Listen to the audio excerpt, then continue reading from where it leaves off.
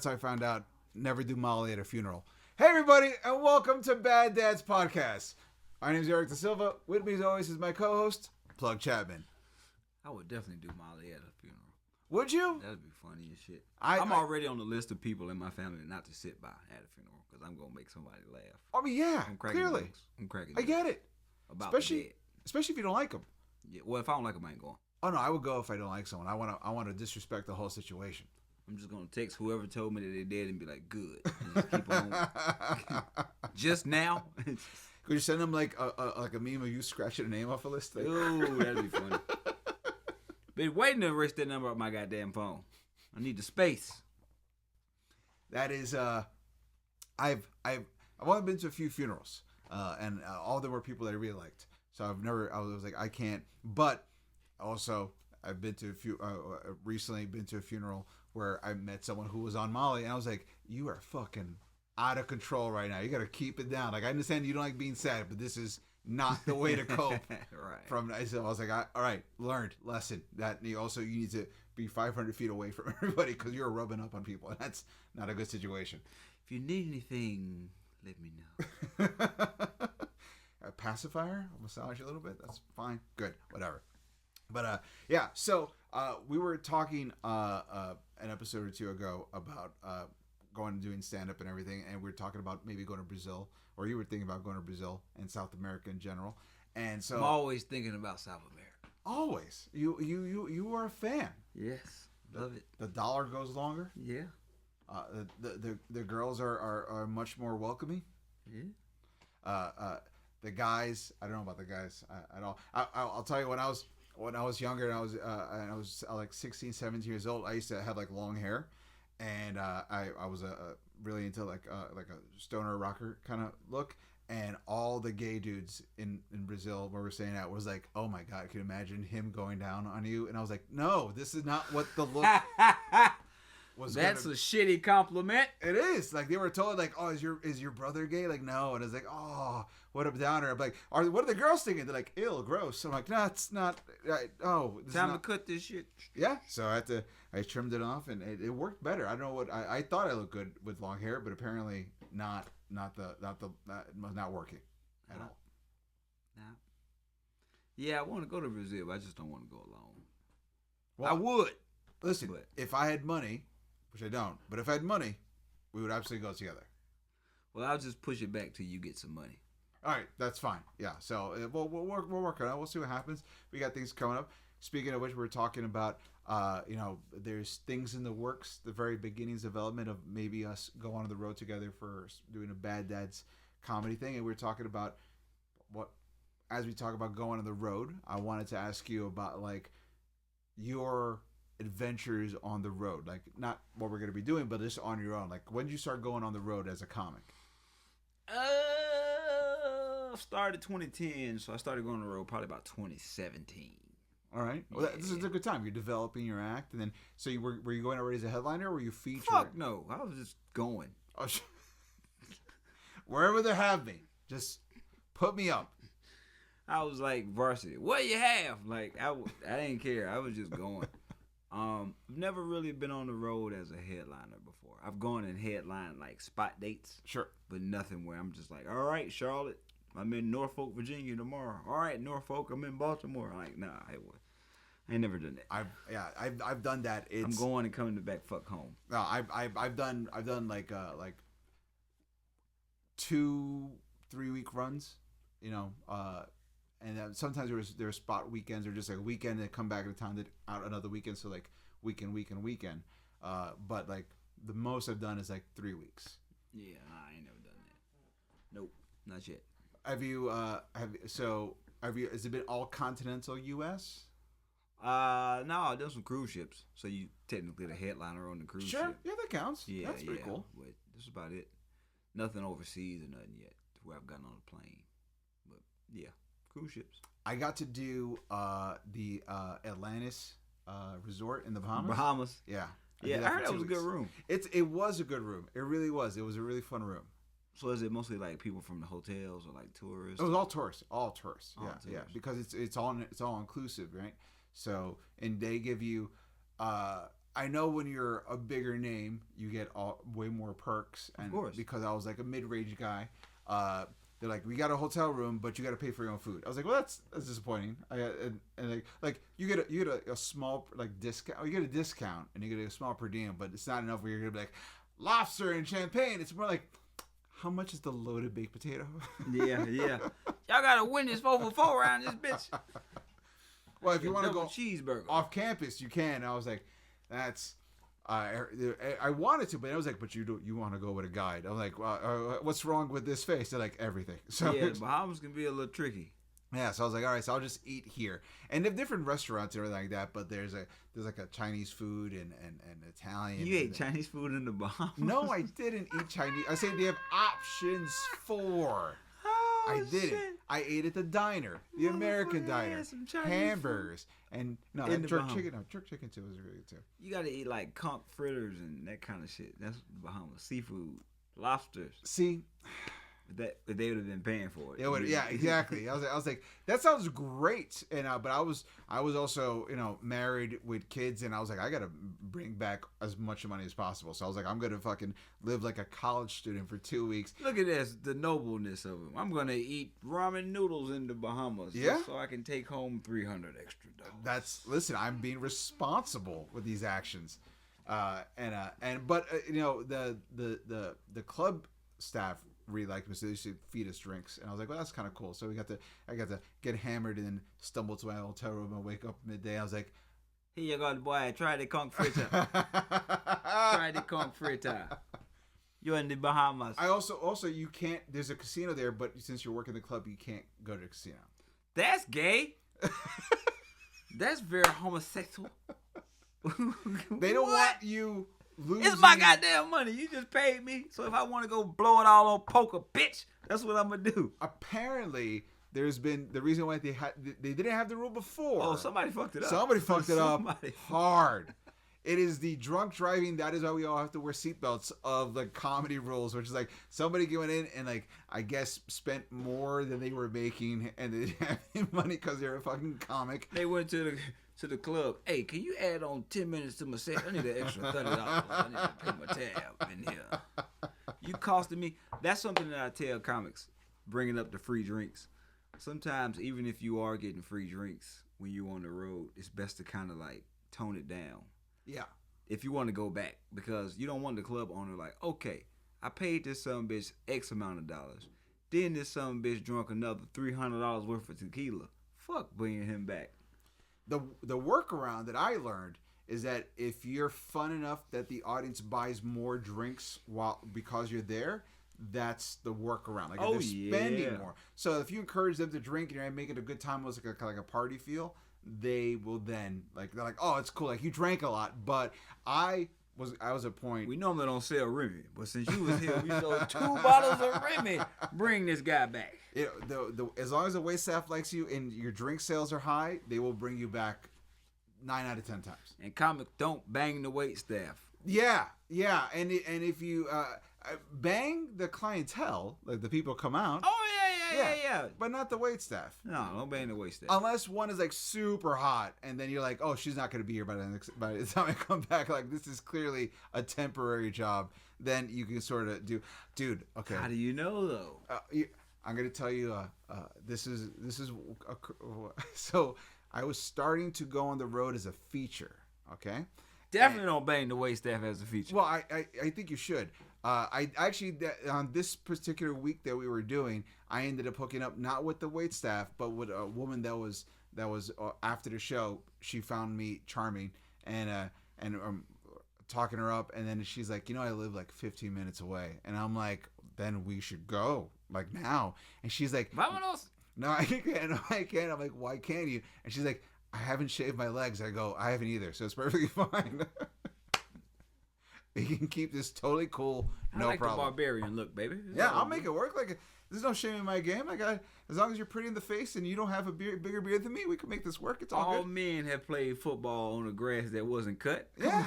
The important thing is you keep making it down the field. And Yeah, I see the yard markers. I'm fine. I know when I got a first down. It's all good. And but here's the kicker is that me and the headliner were staying in the same hotel. Okay.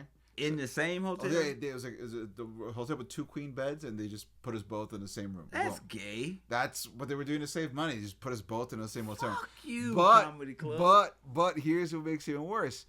This dude ends up picking up a waitress from the club. Okay. And he's like, "Hey, I'm gonna go smash. I need you to be in the lobby for 2 hours." Well, I was like, "Yeah, man, cool. I'll link up with the MC, and we're gonna go get drunk and eat, and I'll come back late, so you're good." He's like, "Cool." So the show's over at like 11:30. They go to the hotel room. We go to like 2 bars and then a Denny's. I'm coming in like 4:00 in the morning, and he's still in there, and he ain't got it yet. He not only is he serenading the pussy. Not only he's still in there. But apparently they had done so much coke he couldn't get his dick hard. Oh, so it's just smushing like a soft hot dog. He was trying to put a wet noodle into a Cheerio. That's exact. And then so I come in and I see this, and he's like, "Give me a minute," and she's like, "You've been saying that for like 2 hours." Oh, she liked him. Oh yeah, she did. Because most chicks would have been like, "I'm out of here." So I'm like, "Hey man, I'm super drunk. I'm just gonna go to sleep. I'm just gonna go to sleep." And I go to lay down, and at one point he looks over and goes, "You want to crack in this?" I'm like, "No." We're gonna get you fucked, baby. We're gonna get you fucked. All right, someone's gonna be. Maybe if he joins, I'll get extra hard. Like, no, that's gross. Between one of us, you gonna get some dick, all right? I promise you. You gonna get a little dick before you leave. Listen, I have no problem hooking up with someone who's hooked up in the past with somebody that I know. I do have a problem smashing my penis where your dick has been just crashing into it for like over 2 hours to no results. Like that, I cannot do that. But that was like my first like real road comedy thing that I was like, that's a story. That is a fucking great story. And I love going on the road and just getting into ridiculous situations. Like it's the best part of being on the road. 2 hours, God. 2 hours. That must have been some good coke. It lasted that long. Yeah, I mean, she looked great naked, but I couldn't do it. It's not. That's my. I told you I'm like a hypocritical dirtbag. Like I'm open to a lot, but I have like hard lines where I'm like I'm just not gonna do that. Okay. So, and that was one of them. I can't, especially with the other dude there. You like, want to crack at it. Yeah. What's funny is he spoke for her pussy. That was, and you know what? Hey, hold on, baby. She kind of looked at me. She's like, "Well," and I'm like, "I get it." I mean, she was horny. Yeah, I understand, but like, I just couldn't do that. You keep if you had your garage door bumped into, but it won't open, you'd be a little pissed off too. The car can't get in. If you're expecting a train, you're getting a bumper car. Okay, that's not. It's not good. So.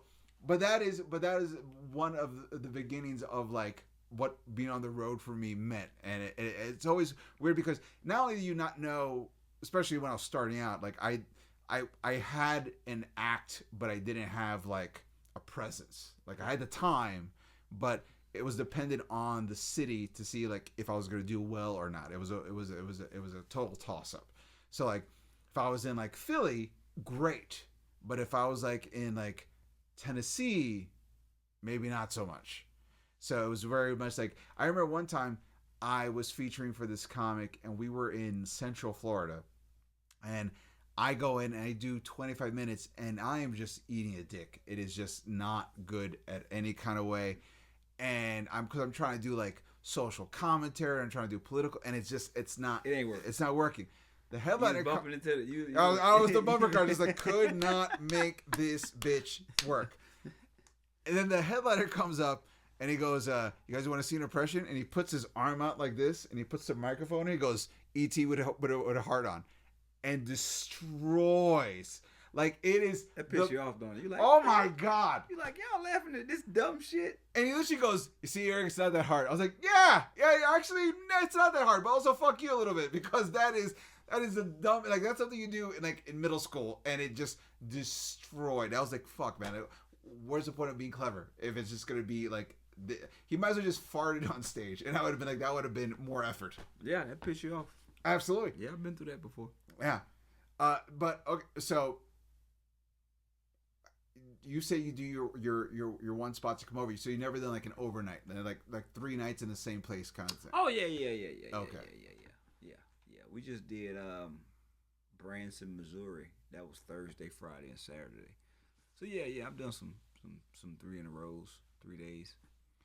Have you noticed that sometimes crowds are like, is it like a general like, oh, like this run was kind of cool, or like every night was a different type of crowd? It was like no inconsistency. Like it was like they're shipping people in from different cities. Because... Yeah. That was Branson. That was Branson, because they start the first show on Thursday. We got there in enough time to do what we thought was a 7:30 show. Right. Show ends up starting at like 10. On a Thursday. Yeah. Thursday, Friday it was 10, and Saturday was early, which was weird. Weird. Okay. But yeah, and Thursday night crowd, it was cool because it's in a place where they have a comedy club. And it's a nice comedy club, but directly it's like in a performance center. So like directly across the hall is like a big theater. Okay. Where they do like cover bands and shit. So a whole bunch of people had been at the cover band show, and so they was like barking to kind of fish them over to the comedy show. So yeah, these people just spent 3 hours like reliving the fucking 70s and shit, and now you want to come over here and watch some comedy for another 2 hours? Like, god damn, y'all torturing these people. But Thursday night was cool. Friday night was work. That was real work. And then Saturday night was decent. Have I ever had 3 bad ones? Yeah. Nah. Maybe one would be bad out of the 3, but we would make it work. I ain't never had 3 bad ones in a row. I've had 2 bads in a row, and it's always weird because sometimes it's like the first 2 are bad, and then the third one is great, or the first one's amazing, and the next 2 just suck. I'm lying. When I did the Pride of America cruise ship on Norwegian, it was a week of misery. Oh my god. Yeah, dude. If there weren't any sharks, I would have jumped off that boat and swam.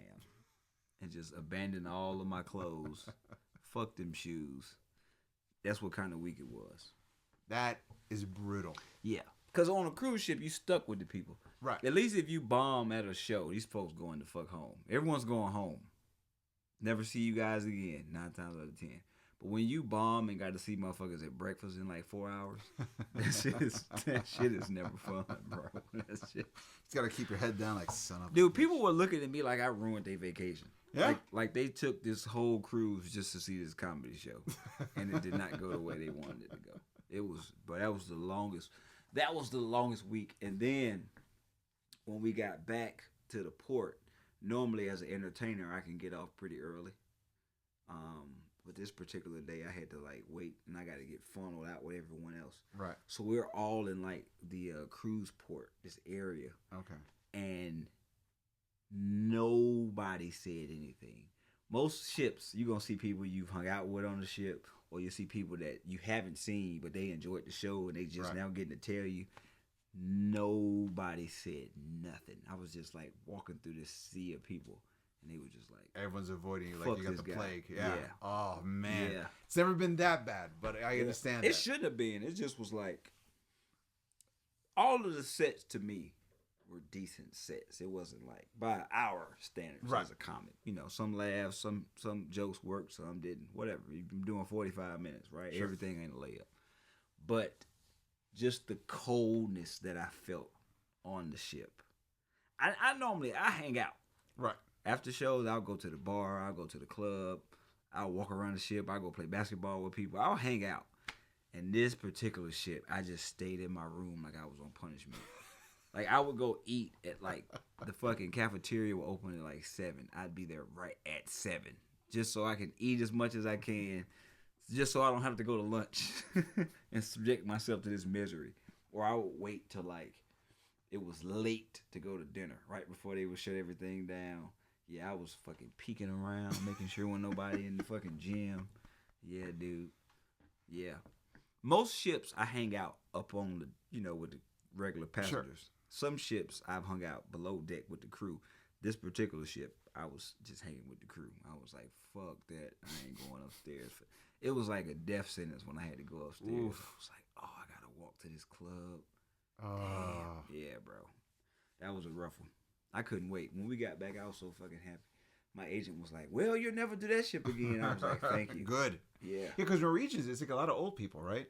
This particular ship, My buddy Pride of America. My buddy did a Norwegian cruise ship, and he got fired after the first show because he talked about living with his girlfriend, and somebody complained that he was talking about living outside of marriage, and she was offended. And they said, "Hey, when we get to the port, we got another ship that's leaving. You're gonna get on that one, or you're going back." And he's like, "What is it? Yeah, we're good." And I was like, "God damn!" I never got fired mid tour. I can't even tell you this story. I got fired from the Stardome after the first show. Damn, for the weekend, you supposed to be there for the weekend. For the weekend, yeah. I got fired after the first show because I was me, and Alabama does not like me. Gotcha. And I was like, wow. And when I got to the hotel room, I was like, well, it was a rough show, but it was a Thursday. Got the rest of the week, and they're like, we got a call from this would be your last night here, so you check out in the morning. Like, oh, okay, that's. Hold up, you got fired by the hotel staff? No, yeah, the club. The club, they're like, see you tomorrow. I was like, you two-faced motherfuckers. They didn't even let you know. They did not. Oh, they went through a third party. That is the worst part. That's the lamest shit ever. That's like getting broken up by her best friend. Right. By Instagram. By Instagram. I just want this guy to know we're not dating anymore. The fuck? But at the same time, like when I was doing the Atlantis for the 2 weeks, dude, everywhere I went, people were like, "Oh, I gotta get you drinks, man. You were great." I was like, oh, "This is great." So like, obviously Bahamas cooler than Alabama. That's it. But of course. I will say, do you remember there was a show? The Bahamas with a stage 5 hurricane, category 5 hurricane is cooler than fucking Alabama. You heard me. I said what I said. So fucking Alabama. But I'll tell you this. When I went to where was I? I went to Canada. I went to Montreal, and I'm such a dummy. I did not know Montreal was the French Canadian part. I thought for some reason I thought it was Toronto that was a French Canadian part. So I go in and I'm doing a lot of jokes that are very like East Coast based humor. And they were not having any of it. And it was like, that first show, I was like, I hit so bad that I was like, I think they might fire me after this. And they're like, it's okay, you get it for the rest of the week. I was like, oh, you guys are fucking cool. Thank you so much. And for the rest of the week, it was great. But that first show was rough. And so when the Stardome fires, did they still pay you for the rest of the week? They should have. No, they just paid me for the day. That's fucking lame. Right. I thought so too. Yeah, like y'all can fire me, but shit, I'm entitled to what's called the last check. So I showed up. I cleared out the whole, at least half the paycheck I thought I was gonna get, but then they just paid me for the one night. Oh, man. I know. So and I've only the other show I've done in Alabama, which is way cooler. They stopped doing. Remember the Epic Comedy Show? Yeah. Alabama, yeah. They stopped doing after the pandemic. Me and you was on. No. I think we've done it, but we've done it separate times. Yeah, we never been. But that shroom was amazing. Why you stop it? They basically increased the rent on the location, and Scott, who runs it, was like, I can't. So he just took a break from that. He's doing straight stand up, and he has a Jewish cover band of the Beastie Boys that he does with two other guys, and that's doing really well too. So Scott's funny though. Scott's funny, yeah. Scott's a great dude. Yeah. Scott Easton, right? Mm-hmm. Shout out Scott Easton if you're watching this. Like, great, legendary room, funny dude, all good. But not Alabama's horrible, but where the Stardom was, yeah, that hot garbage. I did Stardom once. Yeah, it went okay. That's what I'm saying. Like I could have pandered, but I was like, I was working on this hour at the time, and I was like, oh, this is gonna be. It's been working everywhere else. I did a show one time in this comedy club in Texas. It was a movie theater that they converted it into a comedy club. Okay. The last night of my show, as I'm going to get paid, I see people just walking out with like pieces of like utilities, like like an oven and a refrigerator. I'm like, what's going on? And they're like, oh, they're closing down the club. This is the last night. So they were just ripping things out. I'm gonna take a little bit of this installation. And just taking it. I was like, holy crap. And I was like, where's my check? I gotta get my check because I don't need someone going like, fuck this, I'm taking everything. So I got my check and they're like, and I was like, hey man, it's like, no, we'll send it to you in the mail. I was like, no. I need it right now. Do you not see how they're looting the place as we talk? Like I was surprised. This is what liquidation said. So pay me now. Yeah, but that was insane. Like I didn't know what was going on, and I was like, and it the crowds were fine. You know, I remember I was kind of it was like in a small town. I thought it was kind of funny where the movie theater became a comedy club. It was next to his little office that was like the Republican Party headquarters, and I was like, holy shit, I've never seen I've seen it like in movies, but I've never seen a little office where like this is your local headquarters. Okay, cute, but like that was bananas. But the food there was so good. Why the fuck they closed? I guess I don't know, mismanagement. Maybe the rent was going up. I don't know. Did you ever do Happy Hour Comedy Club down in Anniston?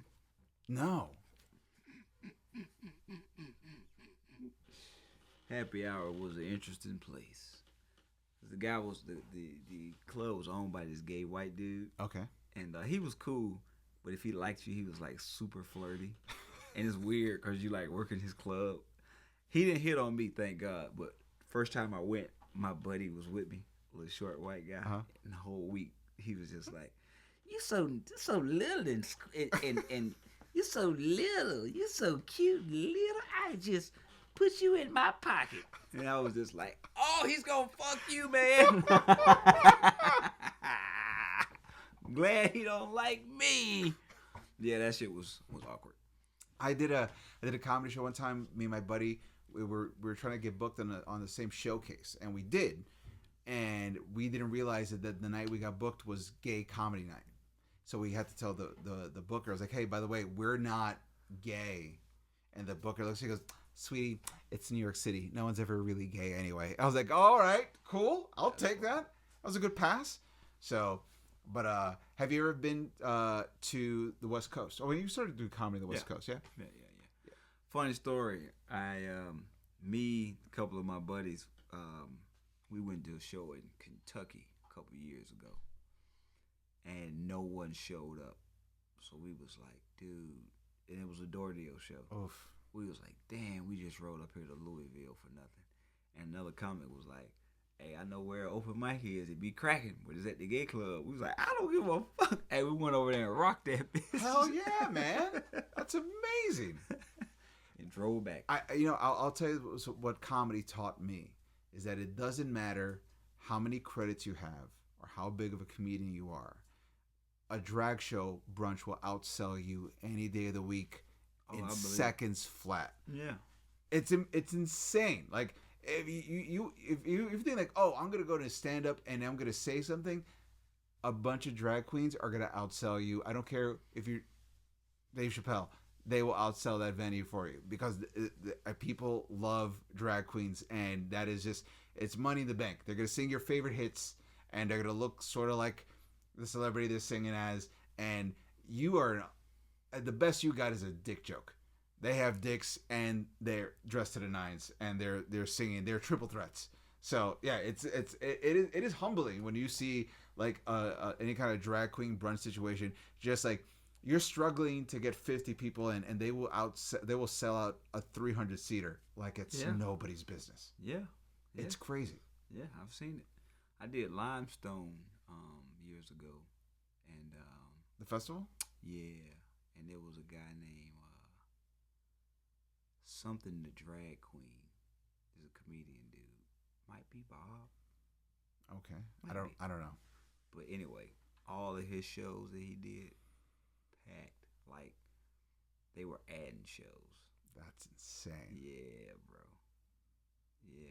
Drag queen comics have figured out the matrix. That is the perfect combination of all factors just firing out. I'm not I'm not at the level of comedy now where I feel like I need to put on a dress just to save my career. But it's getting there. It's getting there. A couple more years if this shit don't crack off. I'm gonna have to come out and say I'm coming out the closet or some shit. I can play game till it's time to fuck. Then my mask is gonna be ripped off like Scooby Doo. I thought this dude was gay. I've been playing. I needed the money. I needed the spots. Nah, bro. You talking about dick pics? I'm gonna link my own dick pic in a while. That shit might help. That shit might help my career out. Which prevails. Exactly. I'm going pro in something, goddammit.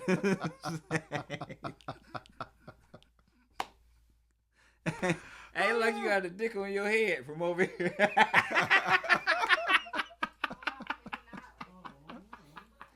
You should take a picture so we can insert that on the podcast. That's right. Nobody's talking about it. Yeah, right. I'm gonna edit dicks on both of y'all's heads. I'm just gonna edit a huge dick. I can animate too. I can make it look like you're both just sucking. I don't appreciate. You know, we have to post this, right? Yeah. We get the final say so. Yeah, I still review shit, man. I'm like, oh no, cut that out. Eric ain't going just from folder to upload. You know what I mean? Yeah, I double check all the clips. I make sure it's all. We're gonna start seeing what we can get away with. Son of a bitch. So don't waste your time, sir. Make sure y'all check. Start seeing if y'all. Oh no, I check every clip, man. I do that all the time.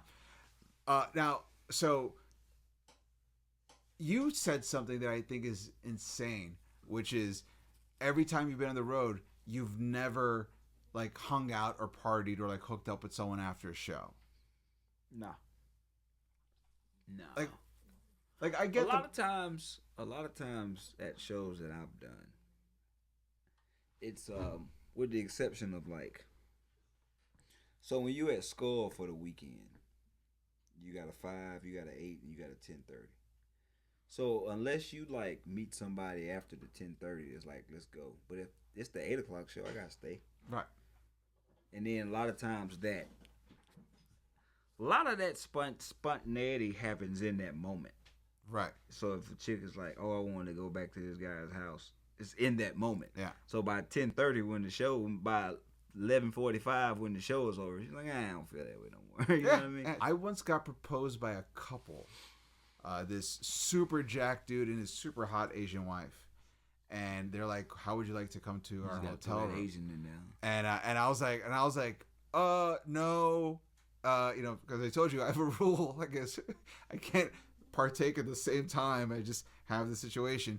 And then I go so they leave, and afterwards we're having drinks, and I tell the wait staff, and they're like, oh, they always do that. Every comic, every week they come in, they do the Thursday show. It used to be a couple like that at the Skull. Oh, really? Yeah. It used to be a couple. One of the guys told me, he was like, hey, if you're their favorite comic tonight. I didn't get asked that night, so I wasn't their Not the favorite. Nope. On purpose. I was like, I'm going to work on jokes tonight. I'm not doing none of my tried. I'm going to kind of bomb a little bit just to keep the distance. I ain't doing none of my tried and true shit. But I had a girl at the Skull once come up after a show, and I think her boyfriend went to the bathroom, and she was like flirting. She was flirting heavy. And I was single at the time. I was like, hey, I'm here for it. What's up? And so we talking, and her boyfriend comes out. She's like, oh, it's my boyfriend, whatever. I was like, I just wasted game on this chick. And then she's like, can you take a picture of us? And she's talking to the boyfriend. Okay. And we're taking this photo, and she's like rubbing my back like during the photo. And in my mind, I'm just like, man, get your bitch. Get your bitch, man. Don't make this any fucking weird as God. Get out of here. So she's like, you got Instagram? I'm like, yeah. So she follows me on Instagram. A couple days go by, and she's like, I get a message. And she's like, hey, met you the other night. You were so funny. She's like, when you got another show? And I'm like, I'm going to be such and such next week. And she's like, all right, we're going to come. And I was like, oh, how many tickets do you need? I'll leave a ticket for you and your boyfriend. She's like, no, I'm just probably going to come alone. I was like, no.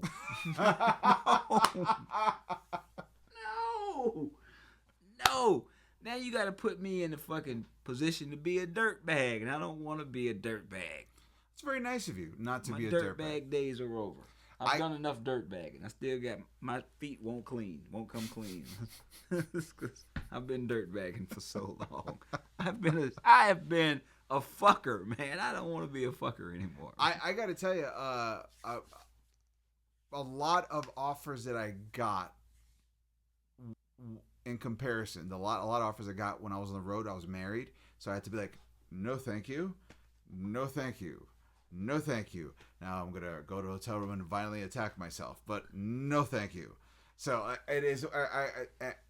I remember one time there was this one girl who was like, my boyfriend just broke up with me. I mean, that is. Oh, you should knock that. Oh, you was married. I was married. So I was like, but if you'd have known your marriage was gonna end up the way it did, ooh, if you had a crystal ball, oh, you're gonna get divorced in man. 2024. That would be, yeah. That might have changed a thing or seven. Oh man, if I knew if Time Machine me came up and goes, Eric, I gotta tell you something, I would be like, what? And maybe things would be totally different. But I didn't know. I was trying to be not a dirtbag. I was trying to be a good person. Now I feel like at 47 and single, I kind of want to be a dirtbag. Yeah. But at the same time, I'm like, I got like morals, and so it's like it gets in the way of the dirtbagginess. You ever found out a chick was cheating on you, and then you had the opportunity to cheat while y'all were together, but you passed up on it, then to find out? Yes. You like, God damn it. Okay, so this is not trying to be all sad, woe is me, but every girlfriend I ever had, except for 2, cheated on me. God damn, Eric. Yeah, I know. And it's all, weirdly enough, 9 out of 10 times, it was because of stand-up. They're like, you're on the road all the time, so I'm lonely. That's the worst excuse ever. Right? If you don't have a job, they'll cheat on you with a guy who has money. If you work all the time, they'll cheat on you with a guy who doesn't have a job. Yeah. You can't win. Cannot win at all. But yeah, if you're on the road, I mean, like, people got to understand, it's how you make your livelihood. So it's hard to date. It's hard to date. It's hard to date, and also the idea I tell of chicks all the time, if you want me home for dinner, this probably ain't gonna work. Yeah. So I'm gonna probably not be there for most nights. We can make a night or 2 work, but that's the rest of the time. It's up in the ether, and it's gonna be that's the tricky thing, because they're like, well, you're out with your friends, you're just drinking, and you're all laughing, like, well, because we're comedians, we're at a bar, like that's what you got to do. Especially because people are like, after shows, if you did a good show, they want to buy you drinks, they want to hang out with you, and you want them to come to your show, buy your album, whatever, if you're selling merch, so you hang out with everybody, and so it's part of the job. If you're not charming, no one's gonna want to do that. So then you're probably not gonna get booked for another next year anyway. So you got to do this shit. So it looks fun, but there's a lot of work to it. Yeah, and you have to build up a tolerance to be able to awkward conversations. Oh, dude, that be the shit that pisses me. Sometimes, man, I'll have good sets to where I know people are gonna want to talk, and I just won't go out there with the crowd after the show. I don't feel like being bothered. It be a lot of small talk. So how long you been doing comedy? I used to do comedy. I wanted to do comedy. She's funny. He's funny. Like, do you know Theo Vaughn? Do you know? do you know you ever met Chappelle? Like, I don't want to talk about this. But it's a small talk. At the same time, when you do enough comedy where you get good at, and you have these opportunities, like you go to a comedy festival or something, you end up in fantastic places, and you have so many years of bullshitting, getting through bad small talk, that when you have the opportunity of like good small talk with comics and people that you're an expert at it. It's kind of like doing stand-up, where you're like, if you get enough hours logged in, you can kind of, because I for a very long time, I was very socially awkward. I did not, like, I was good on stage, and you're getting on stage, and I was like I did not know how to engage with people. Hamana. Yeah, it was, dude. After we did the South Beach Comedy Festival, we got taken out to this club that doesn't exist anymore. It was called Space, and it was like the club in South Beach. And we got to like the VIP room overlooking the whole club, drinks, comics, and everything was there for me. And I didn't know I was just like, cool. Like everyone was talking. I socially, I was not good socially. I staged great. It took me years to kind of get out of my own head and learn how to just talk to people casually. Now it's great, but I was young. I was like 28, 29, and so I was still like too much in my own head and all that kind of garbage. So I needed to learn. And so when I finally now it's good, but that took. I got good at it because I went through all the bullshit, small talks and random adventures and everything like that. I can't tell you how many times I've done a show, and there's people like, "Hey, we got a house party if you want to come," and I was like, "Yeah, let's go to your house party." And sometimes those house parties got fucking awkward, and sometimes we were cool as shit. And so those little adventures, you're like, okay, that was awesome. And so like, you have to know how to be sociable, and that's something that took me a minute to get to. I've always been sociable. I just don't be feeling like it sometimes. You said you got that stank face. I That be you like, man, like, fuck them people, man. I'm not going out there talking to these motherfuckers. Should just be a bunch of small talk.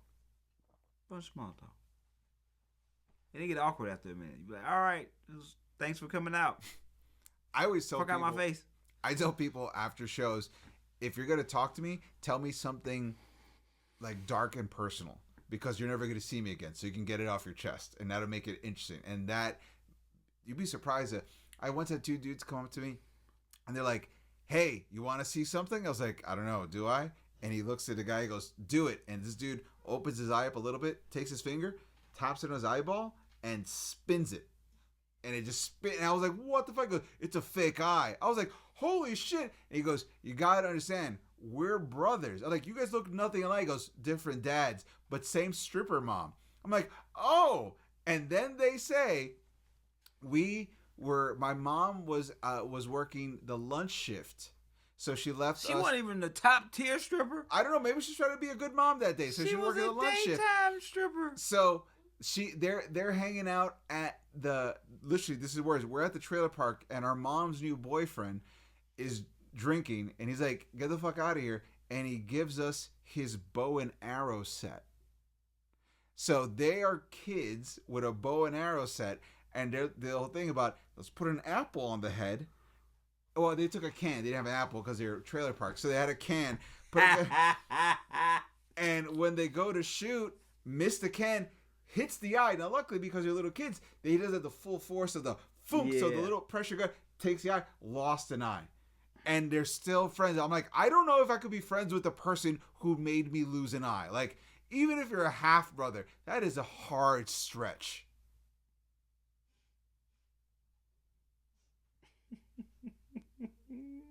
If I can't have sex with a woman that you were trying to have sex with that same night, I don't know if losing an eye is that's even worse. Oh.